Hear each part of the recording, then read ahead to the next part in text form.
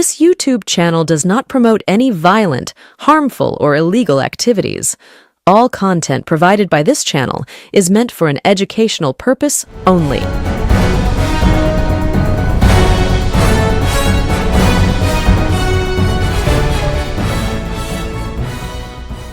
সুদীপ বন্দ্যোপাধ্যায় নতুন নাম তৃণমূলের বিদ্রোহী ব্লকে।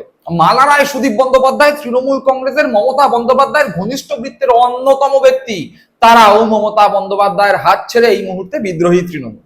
সুদীপ বন্দ্যোপাধ্যায় যিনি কিনা দুদিন আগেও সৌগত রায় মহুয়া মৈত্রদের জানিয়েছিলেন না তিনি বিদ্রোহী হচ্ছেন না, তিনি থাকছেন মমতা বন্দ্যোপাধ্যায়ের সঙ্গেই। এমনকি সুদীপ বন্দ্যোপাধ্যায় স্ত্রী নয়না বন্দ্যোপাধ্যায় মমতা বন্দ্যোপাধ্যায় যখন ওয়াই চ্যানেলে ধর্ণা করেছিলেন সেই মমতা বন্দ্যোপাধ্যায়ের পাশে নয়না বন্দ্যোপাধ্যায়কে দেখা গিয়েছিল। তৃণমূল কংগ্রেসের নিচুতলার কর্মী থেকে উঁচুতলার সাংসদ বিধায়করা যারা পদে বসে আছেন তারাও ভেবেছিলেন যে না, মমতার দীর্ঘদিনের সাথী সুদীপ ব্যানার্জি মমতাকে ছেড়ে যাবে না। এমনকি যখন মহুয়া মৈত্র থেকে শুরু করে সৌগত রায়রা সুদীপ ব্যানার্জির সঙ্গে কথা বলছিলেন তখন সুদীপ বন্দ্যোপাধ্যায় মহুয়া মৈত্রকে জানিয়েছিলেন যে তিনি অসুস্থ এবং তিনি অ্যাপেলো হাসপাতালে। মহুয়া মৈত্র টুইট করে সেই বিষয়ে জানিয়েছেন এবং সুদীপ বন্দ্যোপাধ্যায়কে তার টুইটার হ্যান্ডেল চেঞ্জ করবার পরামর্শ দিয়েছেন। কি লিখছেন মহুয়া মৈত্র সেটা দেখাবো, একটু দেখুন, তারপরে আসছি আজকের মূল বিষয়, যেখানে মহুয়া মৈত্র একদম স্পষ্ট বলে দিচ্ছেন 19 হোক বা 20, 25 হোক বা 26, তৃণমূল কংগ্রেসের বিদ্রোহী সাংসদরা কখনোই আলাদা ব্লক তৈরি করতে পারবে না। কেন বলছেন তারও সুস্পষ্ট প্রমাণ এবং তথ্য তিনি দিচ্ছেন, সেই বিষয় দেখাবো। কিন্তু তার আগে সুদীপ বন্দ্যোপাধ্যায়কে ঠিক কিভাবে কটাক্ষ করেছেন মহুয়া মৈত্র সেই টুইটটা দেখুন। His mask and his wig both come off, অর্থাৎ তার মাস্ক, তার মুখোশ এবং তার উইগ অর্থাৎ মাথায় যেই নকল চুল পরা দুটোই সরে গিয়েছে। সুদীপ এআইটিসি অর্থাৎ Sudip Bandyopadhyay Twitter handle told us he was in Apollo Kolkata with a tummy bug when we suddenly saw him on TV in Delhi in Bhupinder Yadav home। অর্থাৎ তিনি বলছেন, মহুয়া মৈত্র বলছেন যে সুদীপ বন্দ্যোপাধ্যায়কে যখন ভূপিন্দর যাদবের ঘরে দেখা যাচ্ছে তখন সুদীপ বন্দ্যোপাধ্যায় আমাদের বলছেন যে না, পেটের সমস্যার জন্য আমি কলকাতা অ্যাপেলোতে আছি। মহুয়া মৈত্র আরো লিখছেন, দাদা প্লিজ, দাদা দয়া করে চেঞ্জ ইউর এক্স হ্যান্ডেল, তোমার এক্স হ্যান্ডেলটি পরিবর্তন করো to Sudip BJP B team.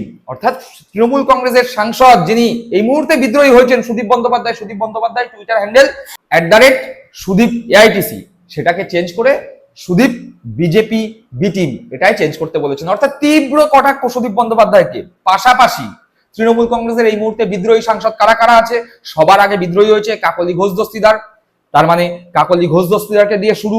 তার পাশাপাশি জগদীশ চন্দ্র বসুনিয়া, খলিলুর রহমান, আবু তাহের খান, ইউসুফ পাঠান, জুন মালিয়া, সুদীপ ব্যানার্জি, মালা রায়, দীপক অধিকারী, সায়নী ঘোষ, মিতালি বাগ, অসিত মাল, শতাব্দী রায়, একাধিক নাম পড়তে গেলে গোটা ভিডিও শেষ হয়ে যাবে। বরং অনেক সহজ এই মুহূর্তে মমতা বন্দ্যোপাধ্যায়ের সঙ্গে কারা কারা রয়েছে। মমতা বন্দ্যোপাধ্যায়ের সঙ্গে অভিষেক বন্দ্যোপাধ্যায়, কল্যাণ বন্দ্যোপাধ্যায়, মহুয়া মৈত্র, সাজদা আহমেদ, কীর্তি আজাদ, শত্রুঘ্ন সিনহা, এই হাতে গোনা কয়েকজন এই মুহূর্তে মমতা বন্দ্যোপাধ্যায়ের সঙ্গে রয়েছেন। তা ওই যেটা আসে দলত্যাগ বিরোধী আইনের সম্মুখীন যাতে না হতে হয় সেজন্য 19 থেকে 20 জন সাংসদ প্রয়োজন ছিল বিদ্রোহী ব্লকে, তারা তো সেটা জোগাড় করে ফেলেছেন। সুতরাং এই মুহূর্তে তারা বিজেপিতে নিঃসন্দেহে যোগ দিতে পারেন। সেক্ষেত্রে দলত্যাগ বিরোধী আইনের সম্মুখীন তাদের হতে হবে না, তাদের রিজাইন করতে হবে না, এই বিষয়ে নিশ্চিত তারা আছেন। কিন্তু ওই যে বিজেপি আবার বলে রেখেছে যে না, কাউকে বিজেপিতে নেওয়া হবে না, তৃণমূল কংগ্রেসের কাউকে বিজেপিতে নেওয়া হবে না। বিজেপির নিচতলাতেও বিদ্রোহের আগুন। যারা তৃণমূল কংগ্রেস করে আসলো এতদিন ধরে, যারা জিতলো তৃণমূলের টিকিটে, তাদের আবার বিজেপিতে কেন নেওয়া হবে? বিজেপির নিচতলাতেও এই নিয়ে বিস্তর জলঘোলা হচ্ছে। ফলে একটা অন্য উপায় যে না, তৃণমূল ভেঙে বেরিয়ে এসে নতুন তৃণমূল বা ভালো তৃণমূলের একটা ব্লক তৈরি হবে। ঋতব্রত বন্দ্যোপাধ্যায়রা বিধানসভায় যেটা করেছেন সেরকম ভাবে একটা ব্লক তৈরি হবে এবং তারা নাকি বিজেপিকে, এনডিএ কে সাপোর্ট করবে, তাদের সহযোগী হিসাবে কাজ করবে।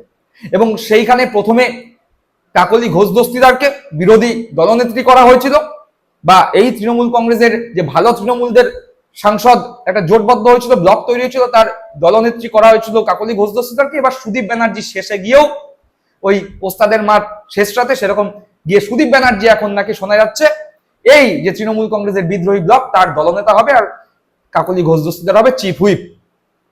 কিন্তু নিয়ম বলছে এই বিদ্রোহী যে সমস্ত সাংসদ রয়েছে, সেই সংখ্যা 19 হোক, 20 হোক, 21 হোক কি 22 হোক, তারা তৃণমূল কংগ্রেস ভেঙে বেরিয়ে আলাদা ব্লক তৈরি করতে পারবে না।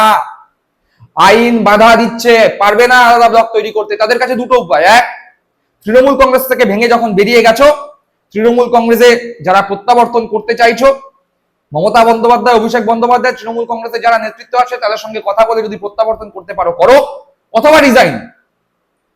কিন্তু আলাদা ব্লক তৈরি করা যাবে না।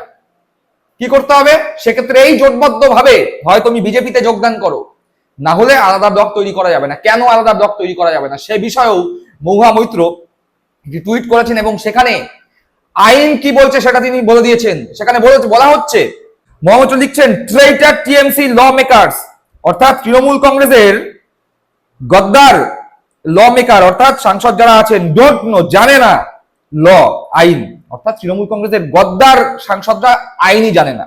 কেন বলছে কথা?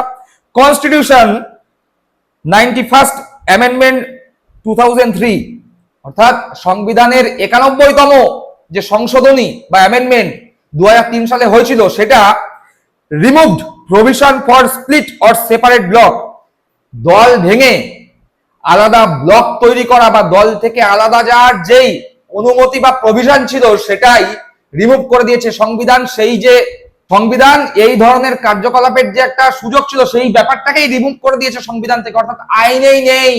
অর্থাৎ দল ভেঙে আলাদা ব্লক তৈরি করা বা দল থেকে আলাদা হয়ে বসা, এই প্রভিশনটাই সংবিধান দিচ্ছে না। হ্যাঁ, তবে যদি কেউ দল ভেঙে অন্য দলে যোগদান করতে যায়, সেক্ষেত্রে দলত্যাগ বিরোধী আইনের সম্মুখীন যাতে না হয় তার জন্য 20 জন সাংসদ নিয়ে এই মুহূর্তে তৃণমূল কংগ্রেস থেকে বিদ্রোহী সাংসদরা বিজেপিতে যেতেই পারে। মহামৈত্র এই টুইটে আরো লিখছেন, তিনি বলছেন, নাম্বার অফ এমপিস ইজ ইররেলিভেন্ট, সাংসদের সংখ্যা গুরুত্বহীন। 2/3 of original political party has to merge with another party.